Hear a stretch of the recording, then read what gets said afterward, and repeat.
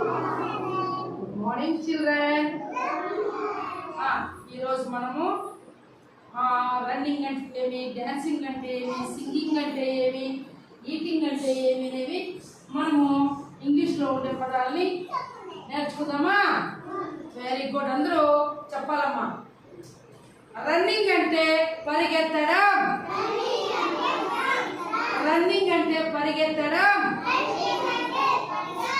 Walking అంటే నడవడం, walking అంటే నడవడం. గట్టి చెప్పాలి. ఈటింగ్ అంటే తినడం, ఈటింగ్ అంటే తినడం. స్లీపింగ్ అంటే పడుకోవడం, స్లీపింగ్ అంటే పడుకోవడం. క్రయింగ్ అంటే ఏడవడం, క్రయింగ్ అంటే ఏడవడం.